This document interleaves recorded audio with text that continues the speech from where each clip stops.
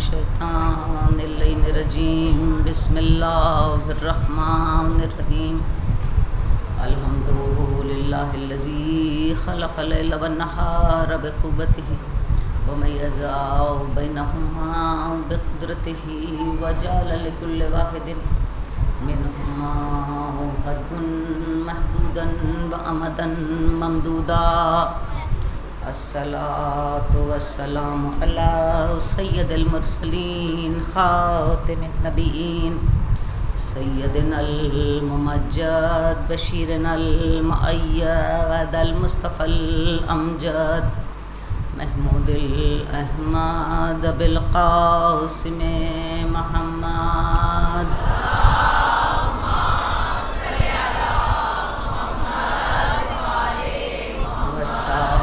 بدعوة النبوية والصولة الحيدرية والإسمة الفاطمية والحلم الحسنية والشجاعة الحسينية والصبر السجادية والآثار الباقرية والمحاصر الجعفرية والعلوم الكاظمية والحجج الرضویہ والجود التقویہ والنقاوۃ النقبیہ والہیبۃ العسکریہ والغیبۃ الالہیۃ القائم بامر اللہ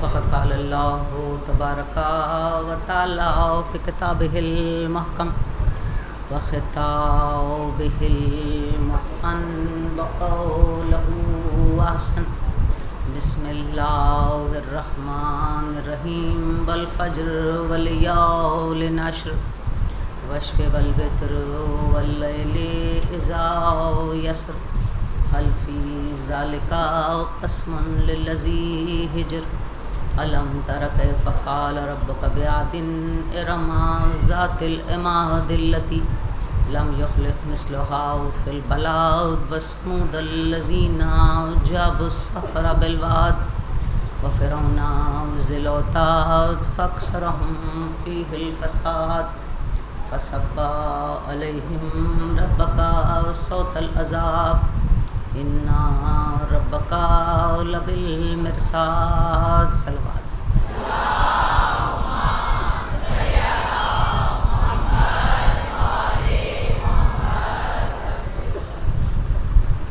سورہ وصفات میں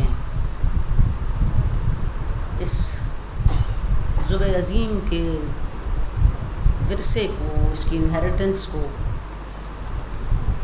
جو در حقیقت انبیاء کا ورثہ ہے، ان کی کوششوں اور کاوشوں کی تکمیل کا راستہ ہے، 36 آیتوں میں مسلسل بیان کیا گیا۔ اور جناب ابراہیم اور اسماعیل، وہ اسماعیل جن کی نسل سے پیغمبر آخر الزمان پیدا ہوئے، تشریف لائے،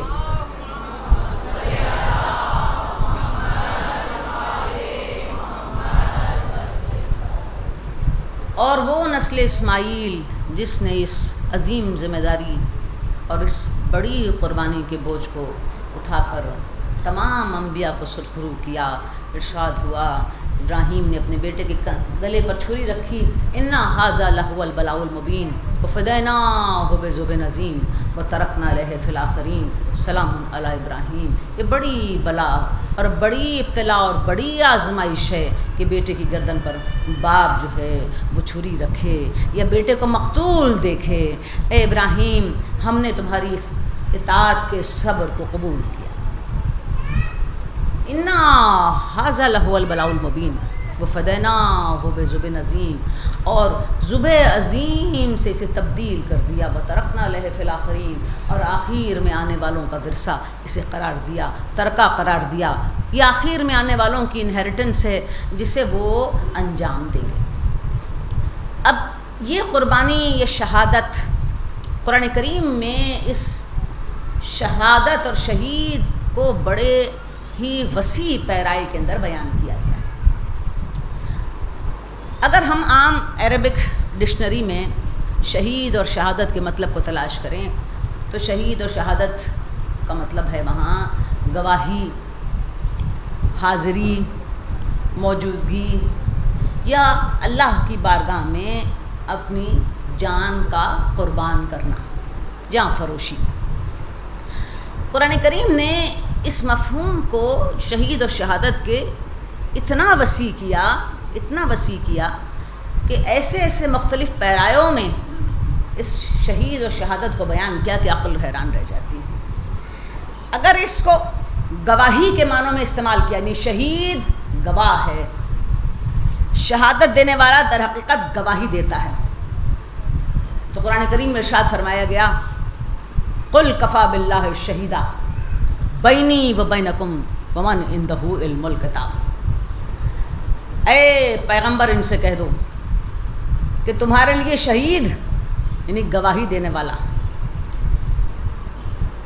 قل کفا باللہ شہیدا، اللہ کافی ہے گواہی دینے کے لیے، بینی و بینکم ومن عندہ علم الکتاب، تمہارے اور ہمارے درمیان میں، تمہارے اور اس قوم کے درمیان میں اللہ کافی ہے گواہی دینے کے لیے، اور وہ جس کے پاس علم کتاب ہے۔ یعنی شہید دو قرار پائے اس آیت میں، ایک اللہ شہید یعنی گواہ ہے، دوسرا وہ شہید اور گواہ ہے جس کے پاس علم کتاب ہے۔ جناب امیر المومنین علیہ السلام نے اس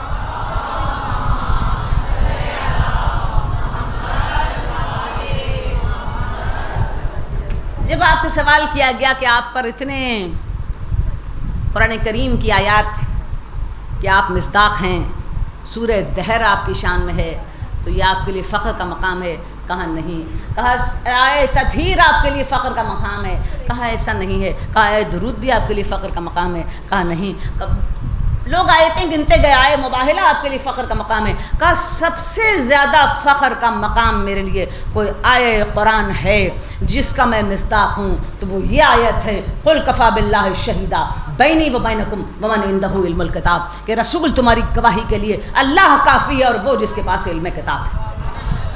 یعنی کس مقام اور منزلت پر اس گواہی کو جناب علی مرتضیٰ کی اور شہادت کو اور علی کی لے کر گیا پروردگار کہ اللہ شہید ہے اور علی شہید ہے۔ کس بات کا؟ قیامت تک باقی رہنے والی محمد مصطفیٰ کی رسالت اور پیغمبری، قیامت تک کے لیے گواہی ہے جناب علی مرتضیٰ کی، قیامت تک کے لیے شہادت ہے، حاضری ہے، موجودگی ہے اس رسالت کے ساتھ۔ دوسرے پیرائے کے اندر قرآن مجید نے اس شہید اور شہادت کو ایک دوسرے مفہوم میں بیان کیا، اور وہ مفہوم ہے فیصلہ کرنا، یعنی شہید فیصلہ کر دیتا ہے۔ سورہ یوسف میں جناب یوسف کے معاملے میں ارشاد فرمایا قال ہی راودتنی عن نفسی شہد شاہد من اہلہا۔ جب یوسف پر الزام لگ گیا، زلیخا نے الزام لگا دیا، تو کہا کہ وہ انہی میں سے، انہی کے کلان میں سے، انہی کے خاندان میں سے، انہی کے قبیلے میں سے وہ جو بچہ جھولے میں لیٹا ہوا ہے۔ قال ہی راودتنی عن نفسی شہد شاہد من اہلہا، بس اسی سے فیصلہ کروا لو۔ اب فیصلہ کیا کیا؟ اگر فیصلہ یہ ہو کہ کرتا آگے سے پھٹا ہے تو یوسف مجرم، اور اگر کرتا پیچھے سے پھٹا ہے تو زلیخا کا استغاثہ ہی غلط۔ تو اس جھولے میں لیٹے ہوئے بچے نے کیا کیا؟ شہید ہے وہ، شہادت دی اس نے، کس بات کی؟ اس نے فیصلہ کر دیا۔ یعنی شہید حق و باطل کے درمیان میں فیصلہ کرتا ہے، حاضری اور موجودگی کے ساتھ۔ دوسرا بڑا مفہوم قرآن مجید نے، دوسرا بڑا کام جو شہید اور شہادت کے عنوان سے ہمارے سامنے پیش کیا، وہ ہے فیصلہ کرنا۔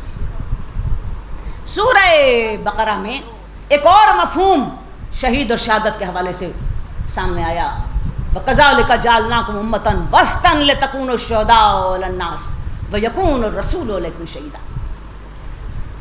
وہ تمہیں درمیان کی جماعت ہم نے قرار دیا، وَكَذَلِكَ جَعَلْنَاكُمْ أُمَّةً وَسْطًا، جَعَلْنَاكُمْ قرار دیا ہم نے تمہیں وسطاً درمیان میں، لِتَكُونُوا شُهَدَاءَ عَلَى النَّاسِ، اور تمہیں ناس کا نگہبان بنا دیا۔ اب یہاں پر قرآن کریم نے شہید کو قوم کا نگہبان قرار دیا۔ ہم شہید کو فقط اللہ کی راہ میں سرفروشی کرنے والا کہتے ہیں، لیکن قرآن کریم اتنے مختلف پیرائے کے اندر اس شہادت کو اور اس شہید کو بیان کر رہا ہے تاکہ یہ کون ہے درمیان کی جماعت، وَكَذَلِكَ جَعَلْنَاكُمْ أُمَّةً وَسْطًا لِتَكُونُوا شُهَدَاءَ عَلَى النَّاسِ، یہ سارے ناس پر نگہبان ہے، وَيَكُونُ الرَّسُولُ عَلَيْكُمْ شَهِيدًا، اور رسول ان پر نگہبان ہے۔ یعنی قیامت تک کے لیے شہید کا کام قوم کے امور کی نگہبانی کرنا ہے۔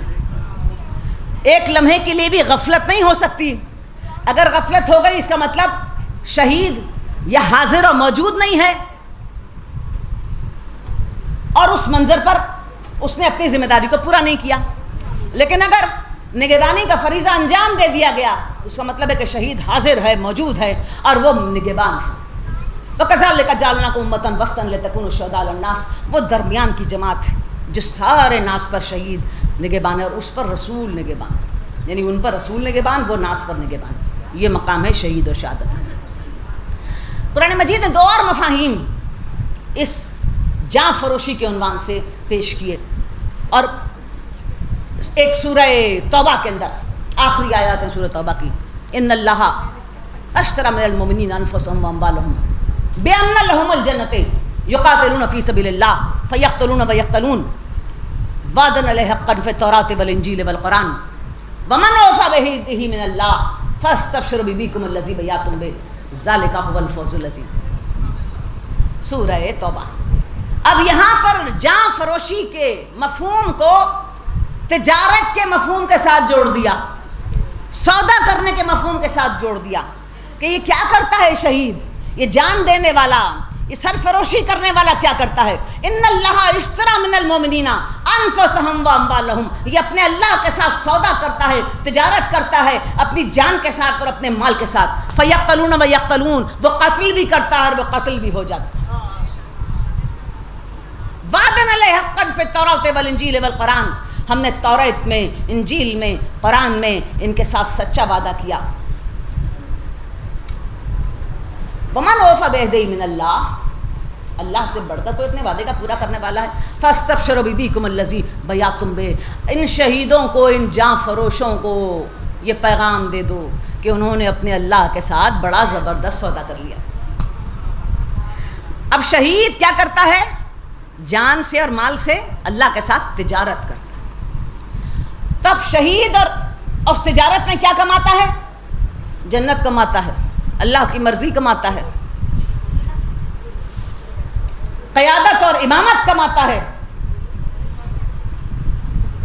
تو اب وہ شہید کتنے سارے ذمہ داریاں انجام دیتا ہے ناس کے حوالے سے، حاضر وہ ہے، موجود وہ ہے، فیصلہ وہ کرتا ہے، گواہی وہ دیتا ہے، تجارت وہ کرتا ہے۔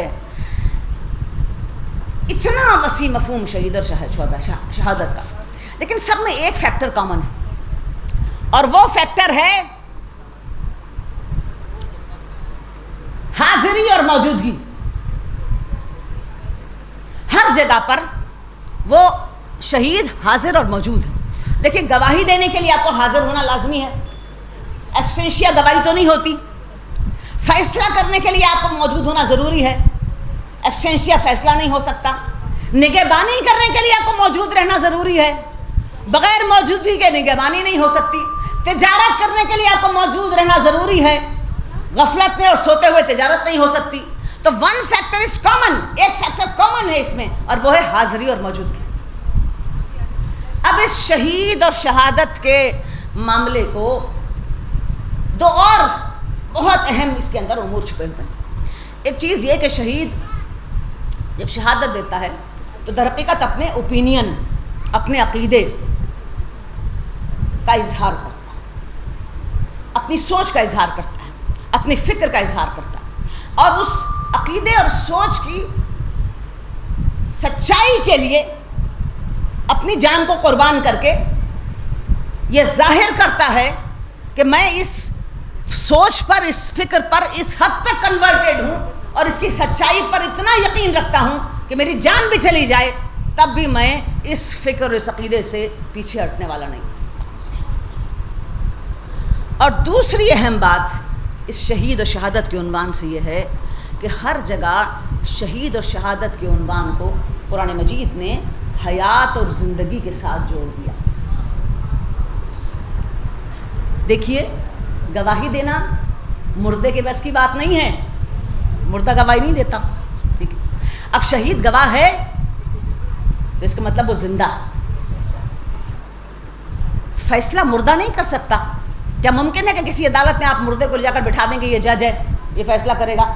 کوئی مانے گا؟ جج کو زندہ موجود ہونا پڑتا ہے۔ تو شہید جب فیصلہ کرتا ہے تو زندہ ہے۔ پھر نگہبانی کے لیے کیا مردہ کسی کی نگہبانی کر سکتا ہے؟ تو شہید نگہبانی کرتا ہے، وہ زندہ ہے۔ کیا تاجر سانسیں اکھڑ جائیں تو تجارت کر سکتا ہے؟ نہیں کر سکتا۔ تو لہٰذا تجارت کے لیے بھی زندہ رہنا لازمی ہے۔ یہ ذرا خاموش۔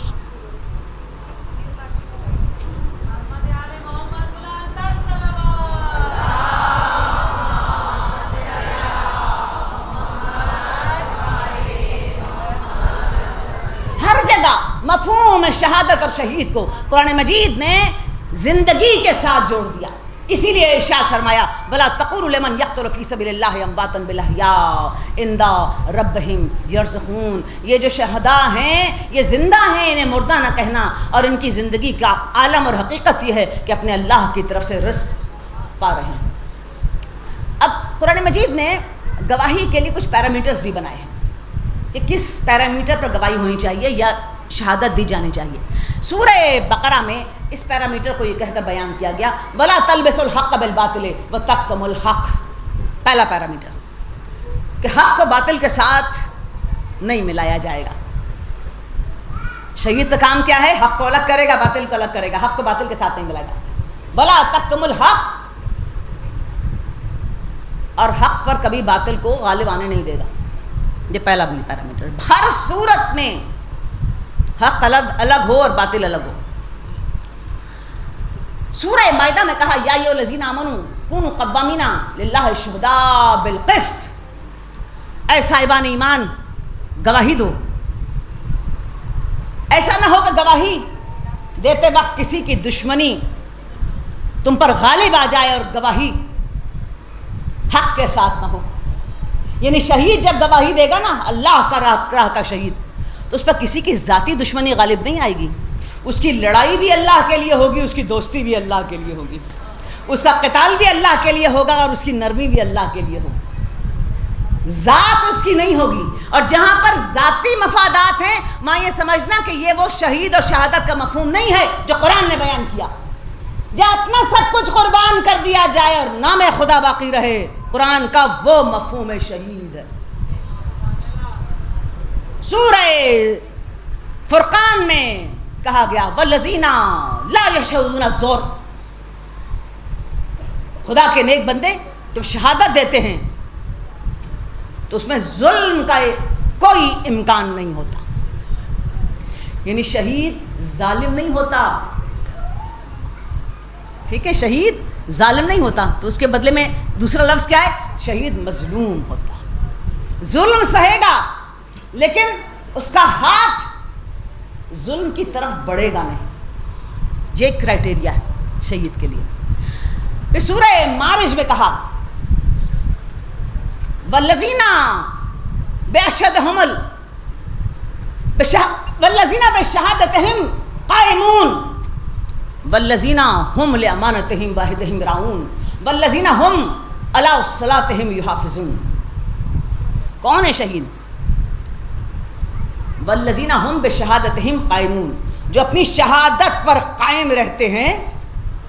والذین ہم لامانتہم وعہدہم راعون، یہ وہی ہیں جو امانت کے بوجھ کو اٹھاتے ہیں، یہ وہی ہیں جو عہد الہی کو پورا کرتے ہیں۔ والذین ہم علی صلاتہم یحافظون، یہی وہ ہیں جو صلاۃ کی حفاظت کرتے ہیں اور قیام صلاۃ کے حق کو ادا کرتے ہیں۔ اسی لیے ہم اس شہید کو کہتے ہیں اشہد انک قد اقمت الصلاۃ وآتیت الزکاۃ وامرت بالمعروف ونہیت عن المنکر۔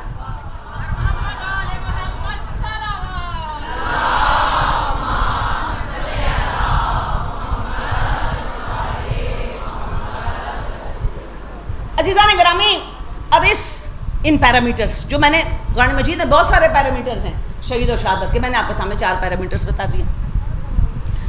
باطل غالب آنے نہیں دیتا شہید، ہر صورت میں اپنی ذاتی انا اور دشمنی کے لیے کبھی قتال نہیں کرتا، لڑائی کرے گا خدا کے لیے۔ اور تیسری بات ہے کہ زیادتی اور ظلم شہید کے قریب بھی نہیں کھٹکتا۔ اور چوتھی بات یہ کہ اس کی شہادت جو ہے وہ قیام صلاۃ اور عہد الہی کی حفاظت کے لیے ہوتی ہے۔ یہ پیرامیٹرز ہیں شہید و شہادت کے۔ اب ان پیرامیٹرز پر آپ امام حسین علیہ السلام کی زندگی کے ادوار کو ذرا رکھ کر دیکھیں۔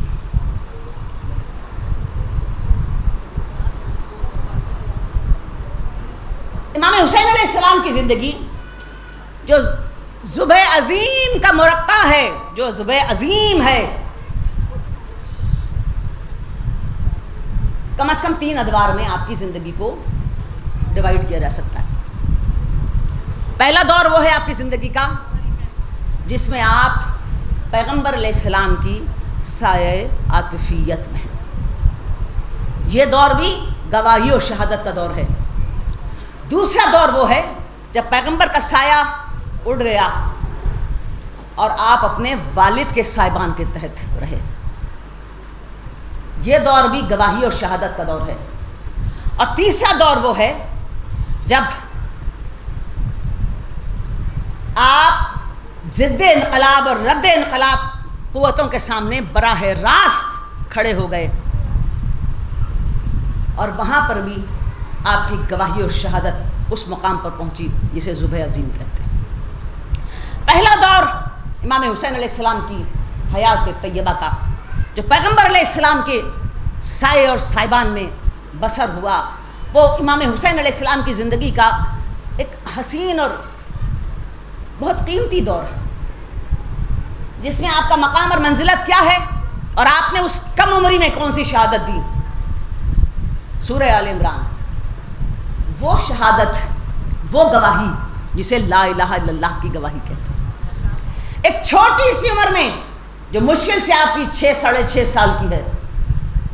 فمن حاجک فیہ من بعد ما جاءک من العلم فقل تعالوا ندعو ابناءنا وابناءکم نساءنا ونساءکم انفسنا وانفسکم ثم نبتہل فنجل لعنت اللہ علی الکاذبین۔ لا الہ الا اللہ کی توریت اور انجیل والوں کے سامنے پہلی گواہی کی منزل، اور اس میں شہادت دینے کے لیے چلے حسن و حسین۔ ایک بچہ چھوٹے چھوٹے قدموں سے ساتھ چل رہا ہے پیغمبر کے، کس لیے؟ لا الہ الا اللہ کی گواہی دینے کے لیے۔ دوسرا بچہ گود میں ہے، وہ چھوٹے چھوٹے قدم لینے کے بھی قابل نہیں ہے، پیغمبر کی گود میں ہے۔ کس لیے جا رہا ہے گود میں؟ سواری پیغمبر ہے، لا الہ الا اللہ کی شہادت اور گواہی دینے کے لیے۔ اس دور میں امام حسین علیہ السلام نے کس بات کی گواہی دی؟ اور قرآن نے اس گواہی کو ان شاندار الفاظ میں رقم کیا، اے رسول جب علم کے اور دلیل کے دفتر مکمل ہو جائیں اور یہ آپ کی بات سننے پر راضی نہ ہوں اور توحید الہی کو ایک خطرناک صورتحال میں لے آئیں، تو لا الہ الا اللہ بچانا ہے۔ سارے نبیوں کا کیا ورثہ ہے؟ لا الہ الا اللہ۔ تو پیغمبر لے کے چلے، اب لے کے چلے فمن حاجک فیہ من بعد ما جاءک من العلم فقل تعالوا ندعو ابناءنا وابناکم، لے آؤ ان سے کہو اپنے بیٹے لے جاؤ تم اپنے بیٹے، نساءنا ونساءکم کہو لے آؤ اپنی عورتیں اور لے جاؤ تم اپنی عورتیں، انفسنا وانفسکم کہو لے آؤ تم اپنے نفوس اپنی جانیں اور تم لے جاؤ اپنی جان، ثم نبتہل فنجل لعنت اللہ علی الکاذبین، اور اس کے بعد جھوٹے پر خدا کی لعنت۔ یعنی شہید حق کے ساتھ کھڑا ہوتا ہے، باطل کو کبھی غالب آنے نہیں دیتا، میں نے آپ کے سامنے سورہ بقرہ کا پیرامیٹر بتایا. تب وہ ایک چھوٹا سا قافلہ چلا کس لیے؟ حق کی سر بلندی کے لیے اور لا الہ الا اللہ کی حفاظت کے لیے. یہ ہے حسین کا بچپن. اور جو سامنے کھڑے ہوئے تھے وہ کون تھے؟ توریت اور انجیل کے ساتھ نہ کھڑے ہونے والے اہل کتاب تھے, ہاتھوں سے کتابیں لکھ لیا کرتے تھے, کھڑے نہیں ہوئے توریت اور انجیل کے ساتھ. قرآن کریم نے کہا سورہ مائدہ کی مسلسل آیات میں گزشتہ تقاریر میں آپ کے سامنے بیان کرتی رہی ہوں, کھڑے نہیں ہوئے توریت انجیل کے ساتھ, اپنے ہاتھ سے لکھ لیا کرتے تھے. اور یہ جو آئے یہ کھڑے تھے قرآن کے ساتھ, جو قرآن کے ساتھ کھڑے ہوئے تھے, ان کے سامنے کھڑے ہوئے توریت اور انجیل کے لوگ, انہوں نے راہ فرار اختیار کی, راہ فرار اختیار کی. حسین کا بچپن کیا ہے؟ مسجد میں داخل ہو رہے ہیں بچے, پیغمبر خطبہ دے رہے ہیں, مسجد مسلمانوں سے بھری ہوئی ہے. ایک بچے کا پیر اس کے کرتے میں پھنستا ہے, بچہ گر جاتا ہے. اب یہ نانا کا نواسا گرا ہے. پیغمبر نے خطبہ روک دیا, تقریر روک دی, ممبر سے اتر آئے, وہاں تک گئے جہاں بچہ گرا تھا. بھائی کوئی صحابی اٹھا لیتا, کسی کو اشارہ کر دیتے بچے کو اٹھا لو. اب ہم بھی یہاں بیٹھ کر اشارہ کرتے ہیں ایسا کر لو ویسا کر لو. تو پیغمبر تھے اور منبر نبوی تھا, اشارہ کر دیتے کہ بھائی وہ دیکھو بچہ گرا ہے میرا اٹھا دو. نہیں, خود اترا نہ پیغمبر. کون؟ آخری پیغمبر. پیغمبر کس لیے اترا؟ پیغمبر اپنے شہیدوں کے لیے اترا, اپنی گواہیوں کے لیے اترا.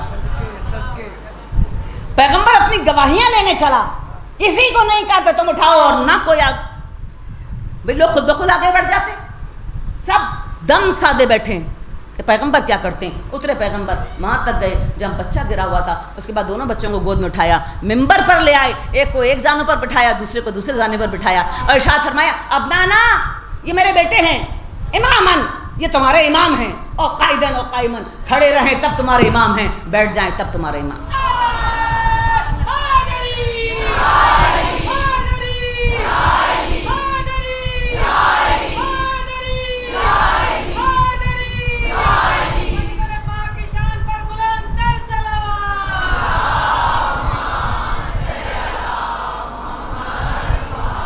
اس بچپن میں 2 معرکۃ الآراء احادیث پیغمبر کی منظر پر نمودار ہوتی ہیں, جس میں کوئی قیامت تک یہ نہیں کہہ سکتا کہ میں ان کا شریک ہوں.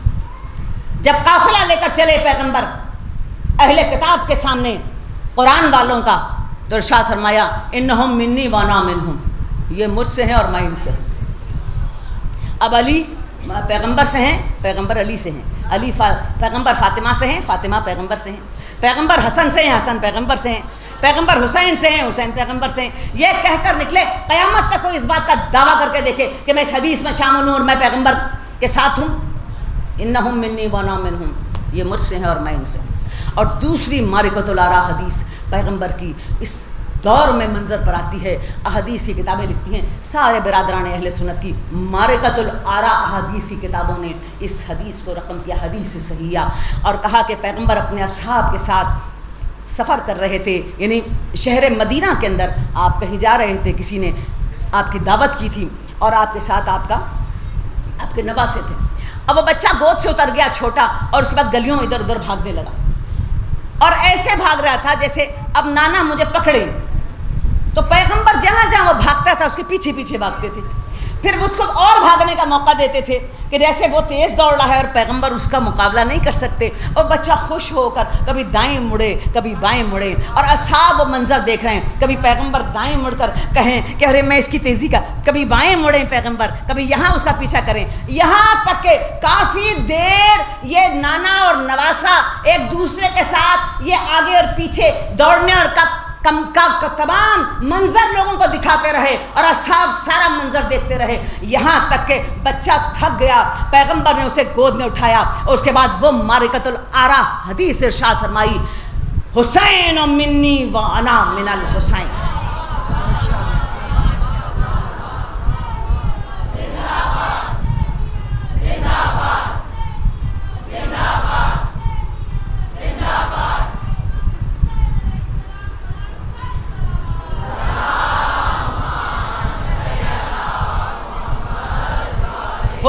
مجھ سے اور میں حسین سے ہوں.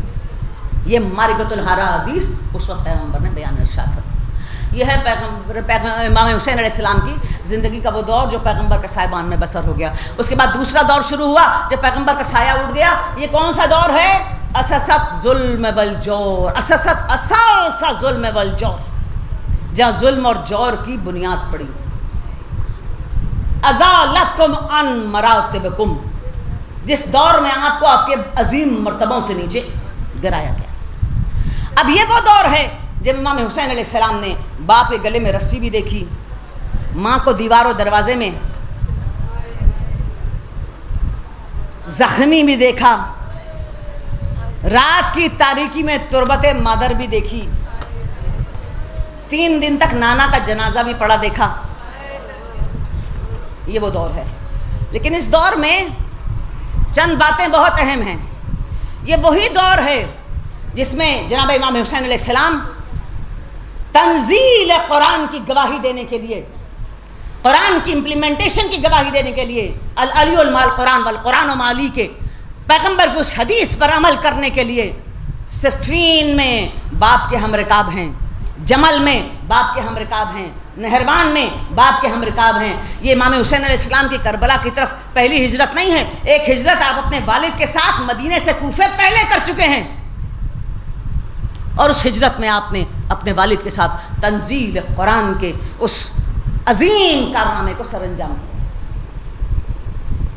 اسی دور کا ایک طبری نے، تاریخ طبری نے بہت ساری باتیں ایسی لکھیں جس کو لوگ چھپانا چاہتے تھے. اسی لیے عام طور پر طبری کو شیعہ سمپتھائزر کہا جاتا ہے. حالانکہ بات شیعہ سمپتھائزیشن کی نہیں ہے، بات تو یہ ہے کہ حقیقت اور اصلیت کیا ہے. امام حسین علیہ السلام لڑکپن تھا آپ کا، اور خلافت دوم کا زمانہ. خلیفہ مسجد نبوی میں تقریر فرما رہے تھے، اور امام حسین علیہ السلام مسجد نبوی کے کونے میں بیٹھے ہوئے تھے. لڑکپن کا زمانہ، مشکل سے 12 یا 13 سال کی عمر تھی، بہت 14 سال کی عمر ہوگی. خلیفہ نے مطالبہ کیا لوگوں سے، الست اولی بکم من انفسکم، کیا میں تمہارے نفوس پر تم سے زیادہ قدرت نہیں رکھتا؟ یہ وہی مطالبہ ہے جو پیغمبر نے کیا تھا. پیغمبر نے کہا تھا نا غدیر پر، میں تمہارے نفوس سے اولی ہوں. تو جب یہ مطالبہ کیا تو اس مسجد کے کونے سے آواز آئی. اس نوجوان بچے نے آواز دی، انزل الی ممبر ابیکا، میرے باپ رسول کے ممبر سے نیچے اتر آؤ. یہ بات سب لکھتے ہیں، لیکن اس کے بعد کی داستان سب چھپا جاتے ہیں. طبری نے ساری داستان لکھی.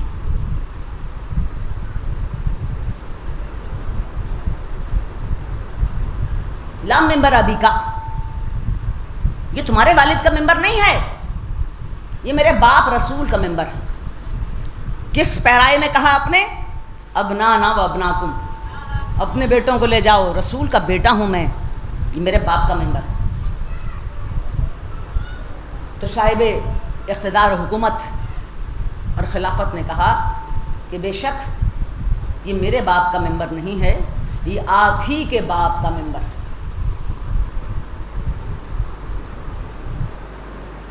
پھر پوچھا کہ ما علمک ھذا، اے حسین یہ باتیں آپ کو کون سکھاتا ہے؟ ایک لڑکپن کا آپ کا عالم ہے، اور جرت کا عالم دیکھیے کہ خلافت دوم کی جو دھاک بیٹھی ہوئی تھی، جو آپ کے غیظ و غضب اور غصے کا عالم تھا، اور جو آپ کا سخت گیر رویہ تھا، ایک 12-14 سال کا بچہ کون سکھاتا ہے؟ کیا آپ کو یہ باتیں آپ کے والد علی ابن ابی طالب سکھاتے ہیں؟ تو بچے نے جواب دیا، کیا تمہیں پتہ نہیں کہ میرے والد کون ہیں؟ میرے والد علی ابن ابی طالب کی بیعت کا وزن اور بوش تم سب کے گلوں کے اندر ہے. غدیر. اب کیا تم یہ نہیں جانتے کہ اس بیعت کو جبرائیل پیغمبر کے پاس لائے تھے جو قرآن سے ثابت ہے, اور جو قرآن کا انکار کرتا ہے وہ در حقیقت قرآن کا انکار کرتا ہے.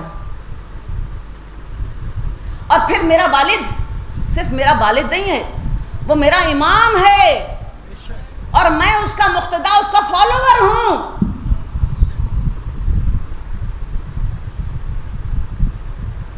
ہاں یہ اور بات ہے کہ لوگ دل سے اس کی بیعت کو جانتے ہیں لیکن زبان سے اس کا اقرار نہیں کرتے. تو اس پر خلیفہ نے جواب دیا کہ خدا لعنت کرے اس پر جو تمہارے باپ کے حق کو نہ جانے. زبردست جملہ ہے. خدا لعنت کرے اس پر جو تمہارے باپ کے حق کو نہ پہچانے. واقعی یہ تمہارے باپ کا حق ہے, لیکن کیا کریں, لوگوں نے ہمیں امیر بنا دیا, تو لہذا جب لوگوں نے ہمیں چن لیا نا, ہمیں امیر بنا دیا, تو آپ ہماری اطاعت کریں. اگر لوگ آپ کو امیر بنا دیتے تو ہم آپ کی اطاعت کرتے. امام حسین علیہ السلام نے ارشاد فرمایا, آپ ذرا سوچئے کیا عمر ہے امام حسین علیہ السلام کی, اور جو روح ہے ریزسٹنس کی. کہا جن لوگوں نے, آخر میں کون لوگ تھے جنہوں نے تمہیں بنا دیا؟ جب بنا دیا تو ان کے پاس کون سی حجت اور دلیل تھی تمہیں بنانے کی؟ کوئی حجت اور دلیل تھی؟ اللہ اکبر. اب جب بات اتنی آگے بڑھ گئی, دلیل و حجت پہ آ گئی, تو صاحب خلافت غیظ و غضب میں بھرے ہوئے ممبر سے نیچے اترا, اور اس کے بعد طبری میں سارا واقعہ وربیٹم لکھا ہوا ہے. اپنے ساتھیوں کو لیا اور جناب علی مرتضیٰ کے مکان پر تشریف لائے, اور انتہائی غیظ کے عالم میں جناب علی مرتضیٰ سے کہا, اے ابو الحسن, تمہیں پتہ ہے کہ آج تمہارے بیٹے نے میرے ساتھ مجمع میں کیا کیا؟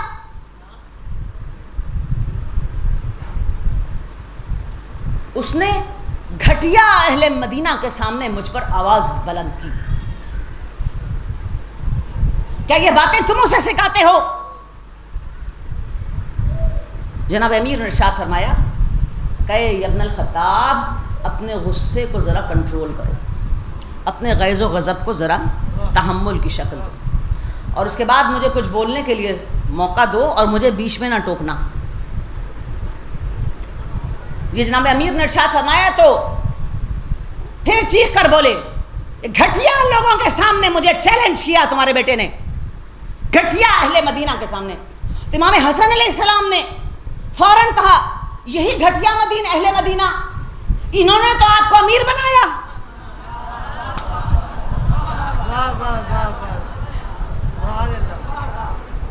یہی گھٹیا, آپ انہیں گھٹیا کہہ رہے ہو, یہی گھٹیا اہل مدینہ تھے نا جنہوں نے آپ کو امیر بنا دیا, خلیفہ بنا دیا, آپ یہ گھٹیا ہو گئے.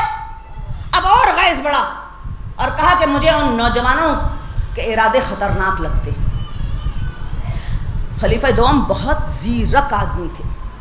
تاریخ مسلمان میں ایسا سیاسی شعور رکھنے والے افراد کم پیدا, جنہوں نے حیات پیغمبر میں سیاست کے سارے رخ دیکھ لیے تھے, اور جس طرح انہوں نے مسند اقتدار کو آل محمد سے ہٹا کر دوسری طرف اس کا رخ موڑا, یہ فقط انہی کا خاصہ ہو سکتا تھا. وہ اتنے زیرک آدمی تھے.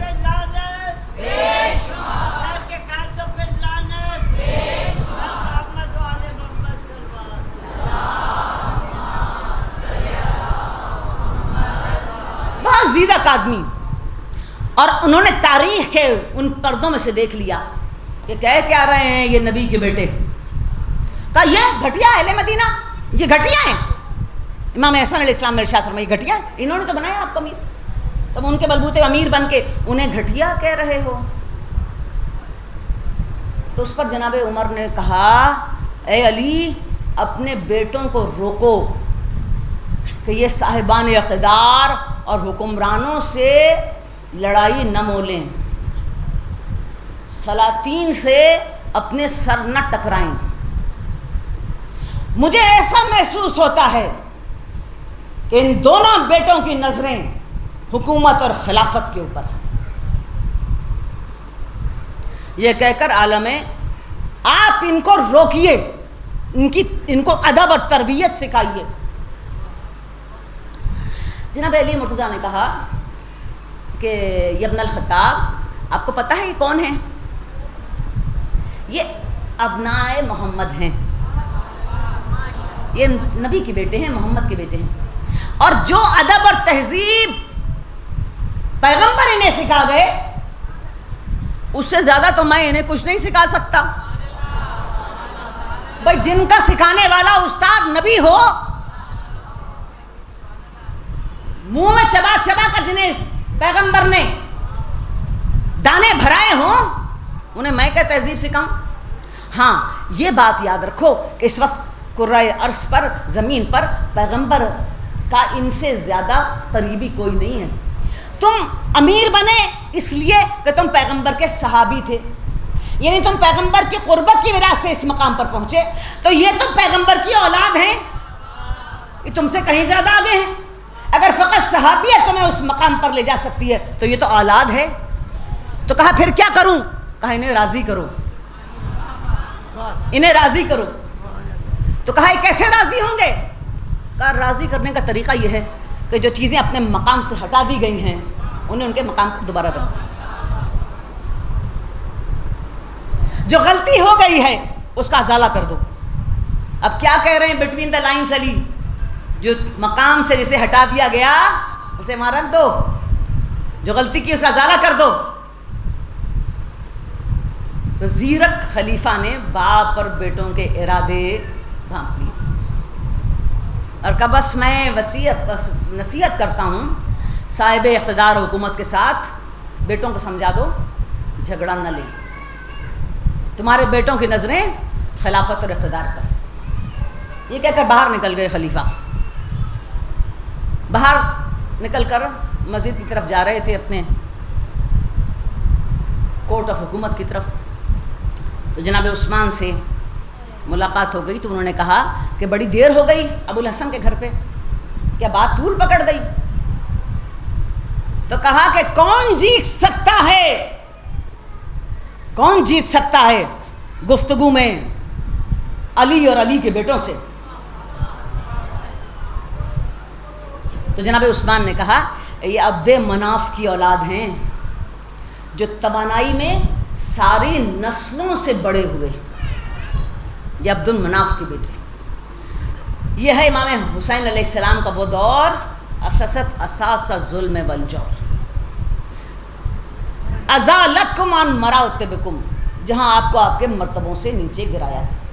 لیکن اس دور میں آپ کی شہادت اور آپ کا قرآن کے ساتھ کھڑے ہونا، پیغمبر کی حدیث ہے کہ میں تنزیل قرآن پر لڑتا رہا اور جہاد کیا، اور علی تعویل قرآن، امپلیمنٹیشن پر قرآن کے جہاد اور لڑائی کریں گے۔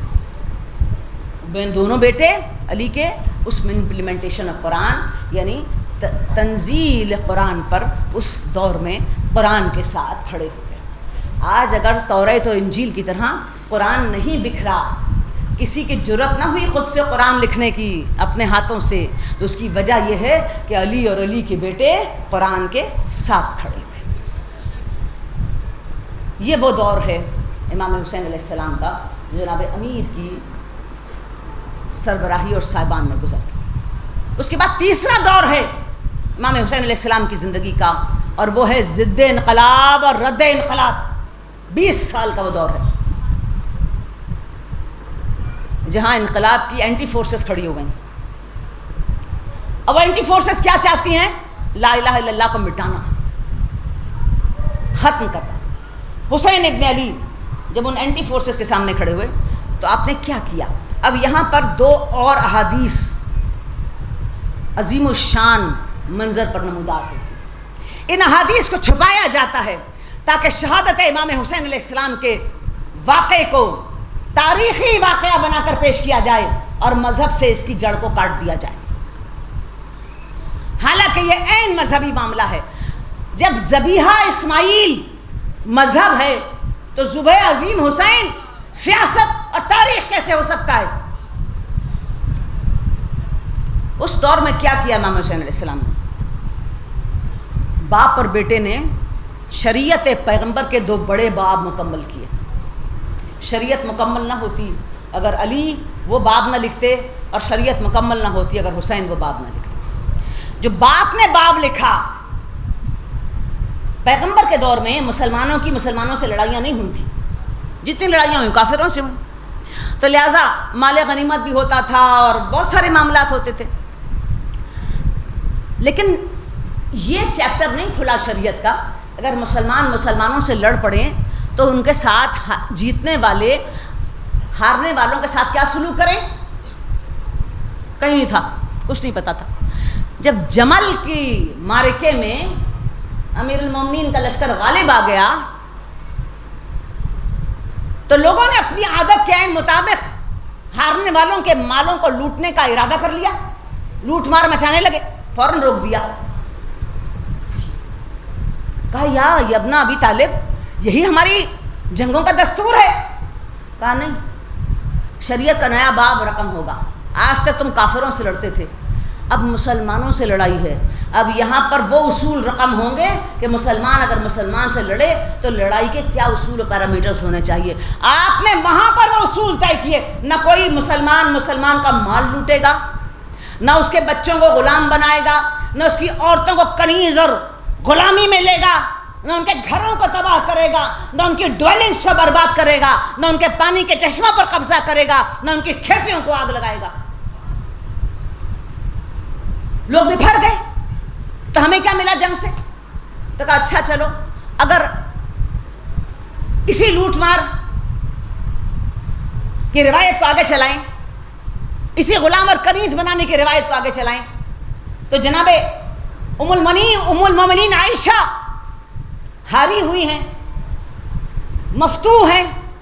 جب یہ مال تقسیم ہو، ہارنے والوں کے بچے، عورتیں، مال دولت سب لوٹی جائے، تو جناب عائشہ کس کے حصے میں آئیں گی؟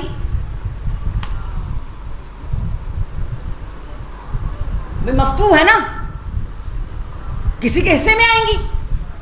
اب یہ سوال جو جناب امیر نے ڈالا، سب کی زبانیں بند ہو گئیں.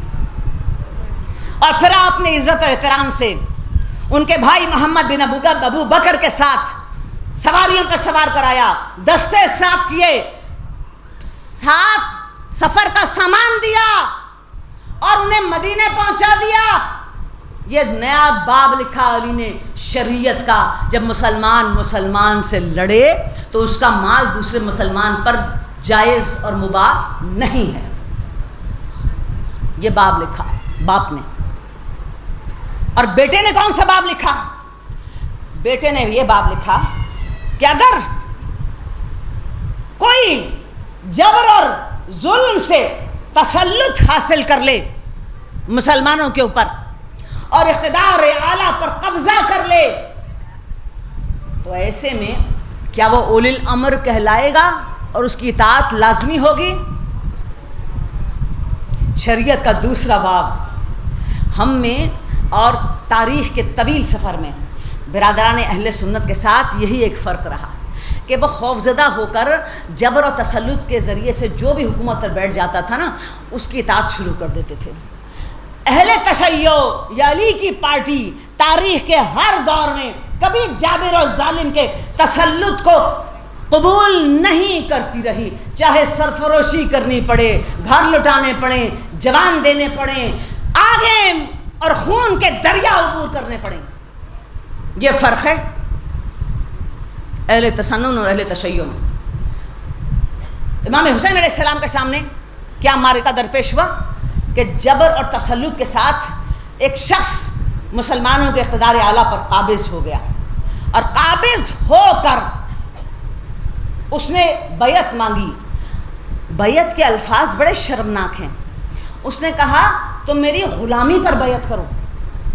یزید نے غلامی پر بیعت مانگی، سارے لوگوں کو کہا میرے غلامی پر بیعت کرو. یہ شرمناک بیعت. امام حسین علیہ السلام نے وہاں شریعت کا دوسرا باب رقم کیا کہ جبر و تسلط کے ذریعے سے کوئی اولی الامر نہیں بن سکتا، اور آپ نے کھڑے ہو کر مقابلہ کر کے جہاد کر کے اس سارے پرمائسز کو کہ جو تخت پر بیٹھ گیا اس کی حکومت کو تقسیم کرو اور جھک جاؤ اس کے سامنے، اس سارے پرمائس کو آپ نے ایک ٹھوکر سے اڑا کر رکھ دیا۔ آج بھی اگر لوگ ظالموں کے مقابلے میں ڈٹ کر کھڑے ہو جاتے ہیں اور آواز بلند کرتے ہیں اور سرفروشی کرتے ہیں، یہ حسین ابن علی کی لکھی ہوئی کا لکھا ہوا وہ باب شریعت ہے جس کے لیے کہتے ہیں لوگ ہم حسینیت کے ساتھ ہیں۔ ساری زندگی کسی نے حسین کو جانا ہو یا نہ جانا ہو، لیکن جہاں ظلم کا پنجہ ان کے گلے پر پہنچتا ہے تو کہتے ہیں نہیں ہم مقابلہ کریں گے اس لیے کہ ہم حسین کے ساتھ ہیں۔ قیامت تک کے انسانوں کو حسین ابن علی نے وہ راستہ دکھا دیا کہ ظلم، میں نے بھی آپ کے سامنے سورہ فرقان کی آیت پڑھی تھی نا، گواہ جو گواہی دیتا ہے اللہ کے لیے ظلم کو برداشت نہیں کرتا، ظالم گواہی نہیں دیتا۔ امام حسین علیہ السلام نے جب اس باب کو لکھا شریعت کے 58 ہجری، آپ نے لوگوں کے اندر یہ بات کرنی شروع کی کہ ظلم اب حد سے زیادہ بڑھ گیا ہے اور ہمیں اس کا مقابلہ کرنا چاہیے۔ تو ایک خط آیا حاکم شام کا، معاویہ کا، امام حسین علیہ السلام کے نام پہ، اور کہا کہ میں نے سنا ہے کہ آپ مجھے میرے جاسوس خبر دے رہے ہیں، بڑی زبردست انٹیلیجنس تھی، یہ خبر دے رہے ہیں کہ آپ لوگوں کو میرے خلاف اکسا رہے ہیں اور آپ جدال و قتال کرنا چاہتے ہیں۔ اے حسین، تمہاری مثال ایسی ہے اس اونٹنی کی ہے جس کا خون پتلا ہو جاتا ہے تو اسے اس کی گردن کو کاٹ دیا جاتا ہے تاکہ اس کا گوشت کھانے کے قابل رہے۔ تمہاری مثال اس اونٹنی کی سی ہے جس کا خون پتلا ہو چکا ہے اور اب اس کی گردن کٹنے کے لیے تیار ہیں۔ یہ دھمکی آمیز خط لکھا امام حسین علیہ السلام۔ تو جواب میں امام حسین علیہ السلام نے جو خط لکھا، جواب دیا، اس کا آخری جملہ لکھوں، بتاؤں آپ کو کہ امام نے ارشاد فرمایا کہ میں اپنے اللہ کے سامنے لرزہ براندام ہوں کہ ہر وہ گزرنے والا دن جسے میں نے تیرے جبر و تسلط کو کے تحت گزار دیا اور تیرے خلاف تلوار نہیں اٹھائی، میں اپنے اللہ کو کیا جواب دوں گا؟ تو کسے دھمکی دے رہا ہے؟ کسے دھمکی دے رہا ہے؟ لڑکپن میں حسین کا وہ مکالمہ طاقتور خلافت کے خلاف، اور یہ تو حسین کی پرائم ہے، ان کی زندگی کا پرائم ہے امام حسین علیہ السلام کی۔ تو 58 ہجری آ گئی، اسی دور میں یہ زیادہ خطوط چلے۔ امام حسین علیہ السلام حج کے لیے تشریف لے گئے اور اس کے بعد وہاں پر آپ نے اپنے ساتھ عبداللہ ابن جعفر کو لیا، عبداللہ ابن عباس کو لیا، بنی ہاشم کے سرکردہ لوگوں کو لیا، اور خطوط لکھ لکھ کر آپ نے سارے سربراہان قبیلہ اور جو بھی سماجی طور پر اہم لوگ تھے سب کو مقام منی میں آنے کی دعوت دی۔ کم از کم 1000 آدمی جمع ہو گیا، اور اس کے بعد آپ نے وہاں ایک خطبہ ارشاد فرمایا جس کا ہم بار بار آپ کے سامنے تذکرہ کرتے رہتے ہیں۔ اس خطبے میں آپ نے کچھ نکات بھی لوگوں کے سامنے پیش کیے اور کہا خدا کی قسم جو باتیں میں تمہارے سامنے کرتا ہوں ان کی شہادت دینا اور گواہی دینا، اور اگر میں غلط کہوں تو مجھے ٹوک دینا۔ آپ نے ارشاد فرمایا کیا پیغمبر نے میرے والد علی کے ساتھ اپنے آپ کو بھائی نہیں قرار دیا اور رشتہ مواخات میں نہیں باندھا؟ جب ایک مہاجر کو ایک انصار کا بھائی بنا رہے تھے تو میرے والد کو اپنا بھائی بنا کر کہا اے علی تو اس دنیا میں بھی میرا بھائی ہے اور آخرت میں بھی میرا بھائی ہے۔ سب نے کہا یبن رسول اللہ، آپ درست ارشاد فرماتے ہیں کہ پیغمبر نے آپ کے والد کو اپنا بھائی قرار دیا۔ پھر آپ نے ارشاد فرمایا کیا پیغمبر نے مقام غدیر پر میرے والد کی بیعت کا حصار تمہاری گردنوں میں نہیں ڈالا؟ کیا اس بیعت کے لیے حکم خدا نہیں پہنچا؟ اور پیغمبر نے میرے والد کو تمہارا مولا نہیں قرار دیا؟ سب نے کہا فرزند رسول، آپ درست ارشاد فرماتے ہیں کہ آپ کے والد کو پیغمبر نے مولا قرار دیا اور ان کی بیعت مولا کے عنوان سے پیغمبر نے لی۔ پھر کہا کہ کیا پیغمبر نے حصار تمہارے گردن میں ڈالا تو کیا یہ ارشاد نہیں فرمایا انی تارکن فیکم الثقلین کتاب اللہ و اطرتی، میں تمہیں دو چیزیں چھوڑے جا رہا ہوں، ایک خدا کی کتاب اور ایک میری اطرت۔ سب نے کہا یدن رسول اللہ، آپ درست فرماتے ہیں، یہی پیغمبر نے کہا۔ تو آپ نے ارشاد فرمایا کہ جب سب کچھ باتیں درست ہیں تو تمہیں چاہیے کہ اٹھ کر میرا ساتھ دو اور ظلم سے اپنی گردنوں کو چھڑا لو۔ پھر آپ نے لوگوں کو خطاب کیا کہ تمہیں اللہ نے عزت دی، مقام بخشا، لوگوں پر سرداری دی، لیکن تم نے اس مقام کو ظالموں کے ہاتھوں میں بیچ دیا اپنی آسائش کے لیے۔ غریب پیٹ کی بھوک مٹانے کے لیے آبرو کا سودا کرنے لگا۔ جو آواز بلند کرتا تھا اس کا سر اس کے کندھے پر باقی نہیں رہتا۔ شہر قبرستان بن چکے ہیں، ظلم اور عدوان کا راج ہے، ظالموں کے ہاتھ میں مال خدا کھلونا ہے، بندگان خدا غلام۔ ایسے میں اللہ کا یہ حق ہے تم پر کہ تم شہادت اور گواہی کے لیے تیار ہو جاؤ۔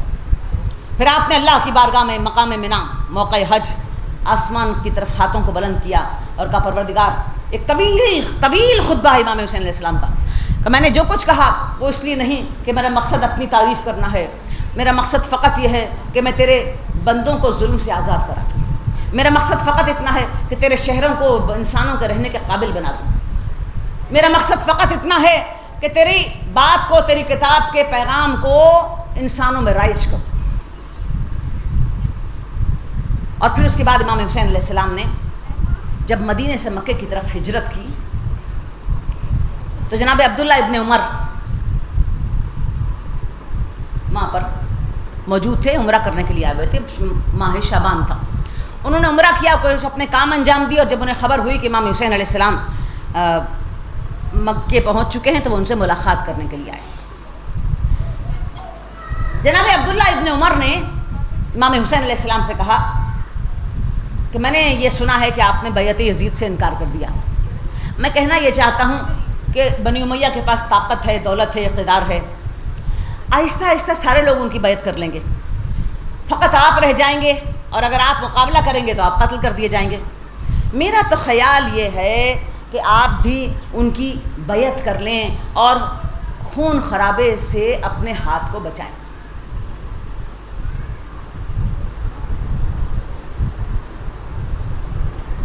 آپ نے ارشاد فرمایا، یہ ابن الخطاب، تم اس ظلم اور عدوان کو دیکھ نہیں رہے؟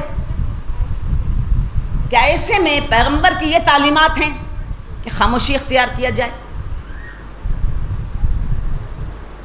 انہوں نے کہا کہ میں نے پیغمبر سے سنا ہے، یاد ہے مجھے وہ حدیث کہ پیغمبر نے ارشاد فرمایا کہ میرا حسین قتل کر دیا جائے گا، اور جو اس کے ساتھ نہیں دیں گے تو لوگ ذلیل و خوار ہوں گے، رسوا ہوں گے۔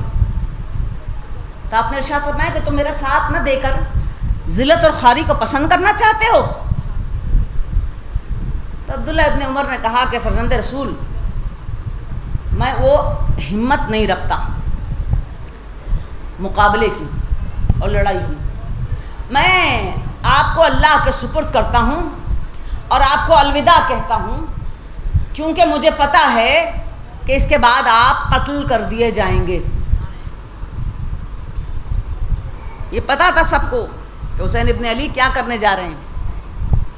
دو حدیث پیغمبر کی منظر پر آتی ہیں جنہیں چھپایا جاتا ہے۔ کیوں چھپایا جاتا ہے؟ تاکہ امام حسین علیہ السلام کی ذوب عظیم کو تاریخ کا واقعہ بنا کر پیش کیا جائے اور مذہب سے اس کے رشتے کو کاٹ دیا جائے۔ پہلی حدیث، پیغمبر بستر پر ہیں اپنے کمرے میں، جناب ام سلمہ کا گھر ہے، اور جناب امام حسین علیہ السلام تشریف لائے۔ بے اختیار پیغمبر کے کمرے حجرے کی طرف بڑھے۔ جناب ام سلمہ کہتی ہیں کہ میں نے روکا کہ پیغمبر آرام کر رہے ہیں۔ بچہ مچل گیا اور رونے لگا، اس کی مچلنے کی آواز سنی، پیغمبر نے آواز دی ام سلمہ حسین کیوں رویا؟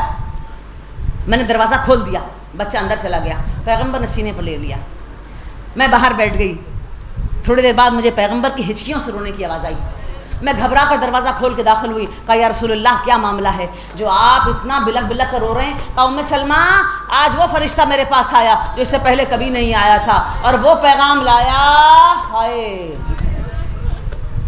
اس نے مجھے بتایا کہ یہ میرا لال صحرا میں بھوکا اور پیاسا قتل کر دیا جائے گا۔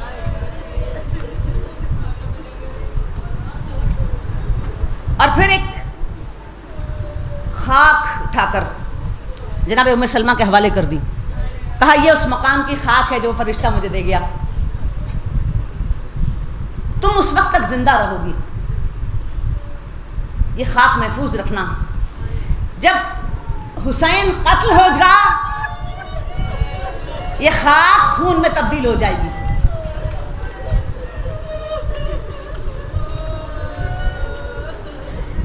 اس حدیث کو چھپایا جاتا ہے۔ ایک روز آیا، ام سلمہ سو رہی تھی، حسین دشت بلا میں تھے، ابن عباس دوپہر کے وقت آرام کر رہے تھے اپنے گھر میں، ام سلمہ اور جناب عبداللہ ابن عباس نے خواب دیکھا کہ پیغمبر کے بال بکھرے ہوئے ہیں، خاک سر پر پڑی ہوئی ہے، ہاتھ اور لباسوں میں خون لگا ہوا ہے، اور آنکھوں سے گریا ہے، اور داڑھی خون سے رنگین ہے۔ بے اختیار پوچھا یا رسول اللہ یہ کیا ماجرا ہے؟ کہا میرا بیٹا دشت بلا میں قتل کر دیا گیا۔ گھبرا کر اٹھی، جا کر اس خاک کو نکالا، خاک کربلا سرخ ہو چکی تھی، خون ہو چکی تھی۔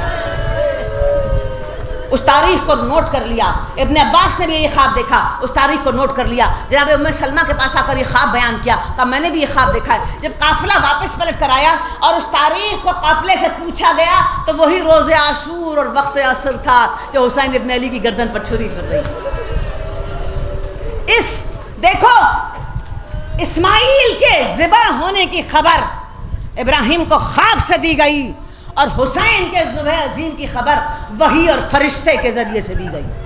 اب اگر آپ یہ کہیں کہ حسین کا مقتول ہونا تاریخ کا واقعہ ہے، مذہب کا معاملہ نہیں ہے، تو اللہ اکبر، ذبح عظیم عین مذہب ہے، اور حسین ابن علی نے کربلا کے دشت میں اپنی گردن کٹا کر قیامت تک کے لیے مذہب سارا اٹھایا اور کھینچا، مذہب سارا سمیٹا، اسلام سارا سمیٹا، کتاب خدا ساری سمیٹی، اور سب کے ہاتھ سے کھینچ کر دوبارہ آل محمد کی طرف پلٹا دی۔ اگر حسین وہ ذبح عظیم کی قربانی نہ دیتے تو کتاب لوگوں کے ہاتھ میں کھلونا بن جاتی، اسلام لوگوں کے ہاتھ میں کھلونا بن جاتا۔ یہ حسین ابن علی کی شہادت ہے ذبح عظیم، جس نے اسلام اور قرآن کا اولین ریفرنس بھی آل محمد کو قرار دیا اور آخری ریفرنس بھی آل محمد کو قرار دیا۔ اب قیامت تک کے لیے اگر قرآن کے بارے میں بات ہوگی تو آل محمد ساتھ ہیں، اسلام کے بارے میں گفتگو ہوگی تو آل محمد کے علاوہ کوئی گفتگو نہیں ہو سکتی۔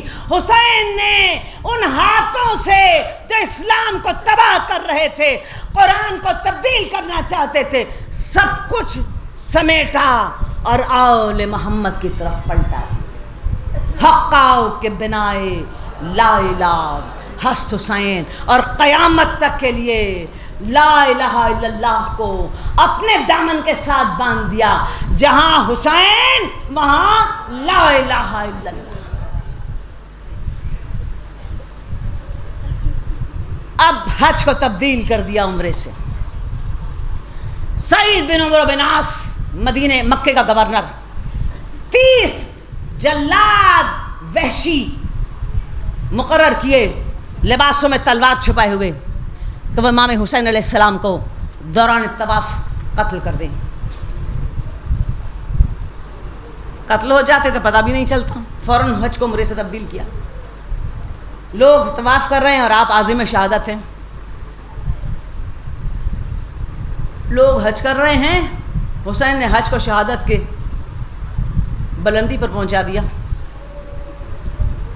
لوگ کہتے ہیں کہ آپ نے حج کو عمرے سے تبدیل کیا، نہیں، آپ نے حج کو شہادت کی بلندی پر پہنچا دیا۔ چھوڑا مکہ، اپنے بھائی عبداللہ ابن جعفر کو، جو اس وقت اس دور کی ایک قداور سیاسی شخصیت ہیں، ان کو مکے میں چھوڑا، اپنے بھائی محمد ابن حنفیہ کو اپنا ریپریزنٹیٹو بنا کر مدینے میں چھوڑا، اپنے بھائیوں سے کہا کہ تم میری جگہ میرے قائم مقام اور میرے آنکھیں اور میرے کان بن کر رہنا۔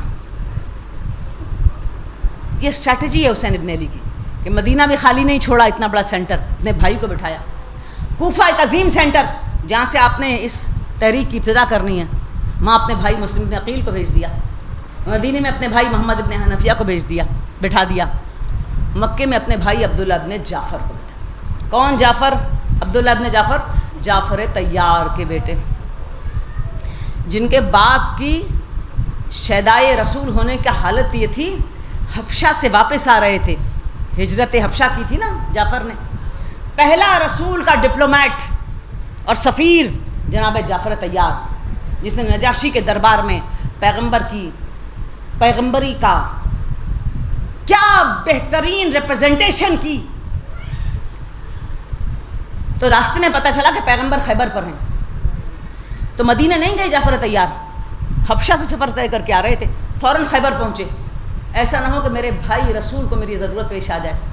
اس فداکار باپ کا بیٹا عبداللہ ابن جعفر، جناب امام حسین علیہ السلام نے آپ کو وہاں چھوڑ دیا اور کہا کہ یہاں آپ میرے آنکھ اور کان بن کر رہیں۔ جناب عبداللہ ابن جعفر چونکہ اسی گھرانے کے بچے تھے، وہی گوشت اور خون تھا، معلوم تھا کہ سفر امام حسین علیہ السلام یہ شہادت اور اسیری اور قتل و غارت کا سفر ہے، تو آپ نے یہ چاہا کسی طرح ایک خواہش پیدا ہوئی کہ کسی طرح اس سفر سے امام حسین علیہ السلام کو مٹائے۔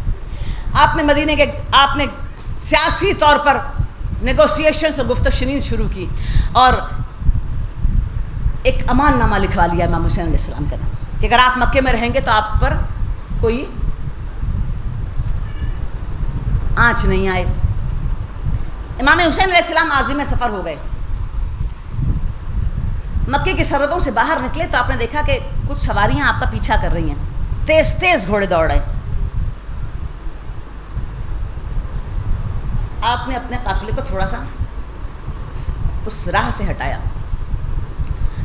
اب قریب جب دھول ٹھہری تو دیکھا کہ آپ کے بھائی عبداللہ ابن جعفر اپنے بیٹوں کے ساتھ، اپنے غلاموں کے ساتھ، فوراً عبداللہ ابن جعفر اپنے سواری سے اترے، امام حسین علیہ السلام کی قدم بوسی کی اور جیب سے وہ رقعہ نکالا جس میں آپ نے وہ سیاسی نیگوسیشنز کے ذریعے سے ایک امان نامہ امام حسین علیہ السلام کے لیے سیکیور کیا تھا۔ آپ نے وہ امان نامہ امام حسین علیہ السلام کو دکھایا اور کہا کہ فرزند رسول واپس چلیے، میں نے یہ امان نامہ آپ کے لیے لکھوا لیا ہے۔ امام حسین علیہ السلام نے محبت سے جناب عبداللہ ابن جعفر کو سینے سے لگا لیا، کہا برادر عزیز تمہیں پتہ ہے نا ہم کس سفر پر جا رہے ہیں، نانا کی باتیں یاد ہے نا، اب اس سفر سے حسین کے قدم واپس نہیں پلٹتے۔ حسین کس لیے جا رہے ہیں؟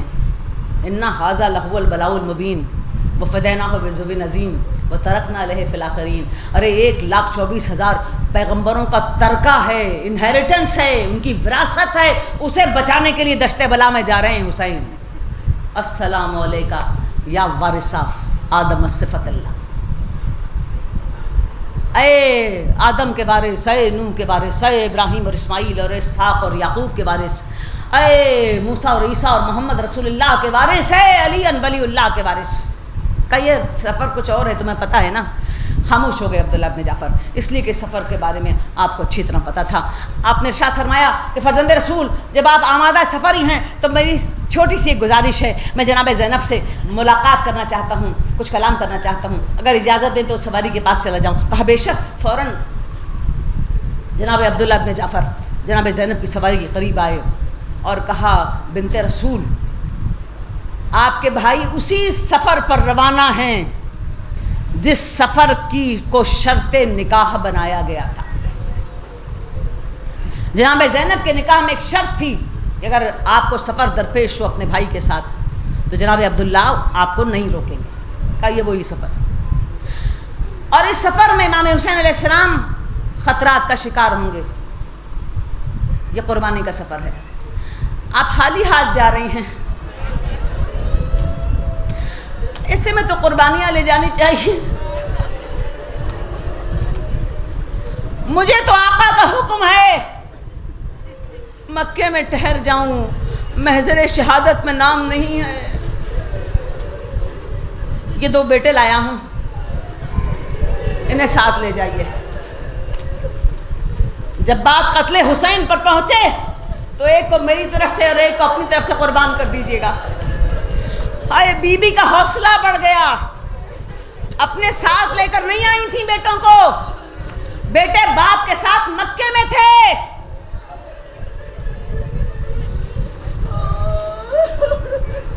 ورنہ مورخ یہ لکھتا کہ زینب خود بھی گئیں، ضد سے بیٹوں کو بھی لے گئیں۔ عبداللہ ابن جعفر چونکہ اس سفر سے متفق نہیں تھے لہٰذا وہ نہیں گئے۔ مورخ کی زبانیں کاٹ دیں، قلم توڑ دیے۔ عبداللہ ابن جعفر نے دونوں بیٹے جناب زینب سلام اللہ علیہا کے حوالے کیے۔ عزیزان گرامی، وہ شب عاشور حسین ابن علی اپنے قافلے کے خیموں کے درمیان میں ہر ایک کی خیریت دریافت کر رہے ہیں، ایک خیمے سے دوسرے خیمے میں جاتے ہیں، حوصلے بڑھاتے ہیں۔ بہن کے خیمے کے دروازے کے باہر آپ نے سنا کہ آپ کی بہن اپنے بیٹوں سے بات کر رہی ہیں اور کہہ رہی ہیں کل صبح قربانی کا وقت ہے، خیال رکھنا کوئی شرمندگی نہ ہو، آگے بڑھ کر مقابلہ کرنا۔ تم حیدر کرار کے نواسے ہو، تم جعفر طیار کے پوتے ہو۔ تو بیٹوں نے جذبات میں کہہ دیا مادر گرامی کیا علم دلوا سکتی ہیں؟ نانا ہمارا پیغمبر کا علمدار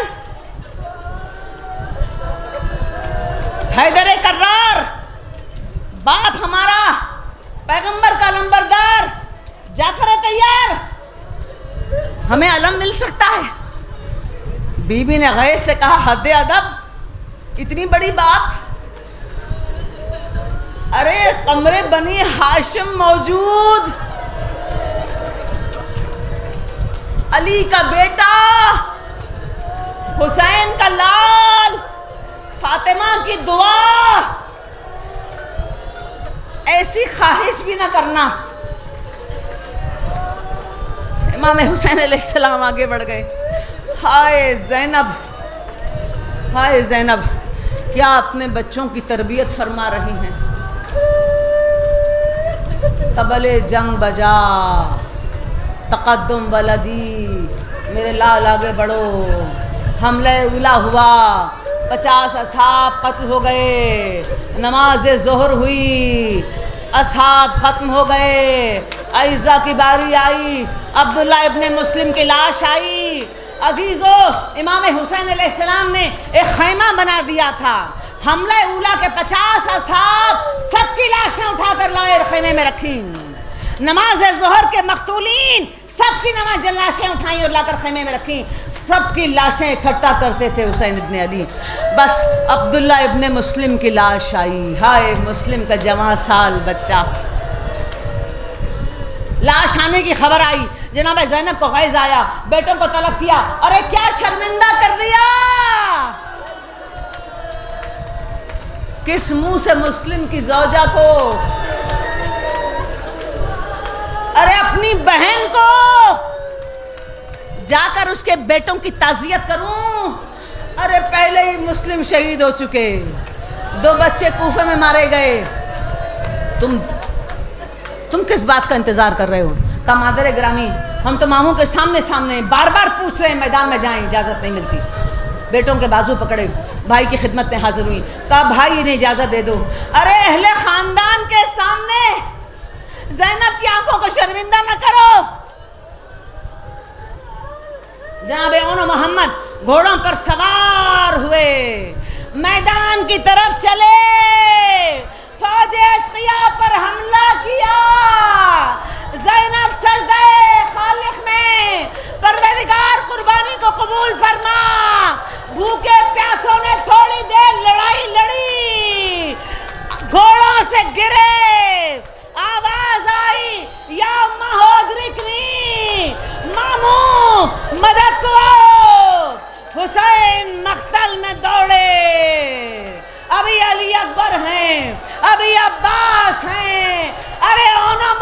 محمد کے لاشیں آ گئے. پوچھا میری بہن کہاں ہے, میری بہن کہاں ہے؟ کہا سجدہ خالق میں. دائیں اور بائیں اونوں محمد کے لاشیں. حسین درمیان میں بیٹھ گئے, ایک ہاتھ اون کے سینے پر رکھا, ایک ہاتھ محمد کے سینے پر رکھا. کہا اے لکھا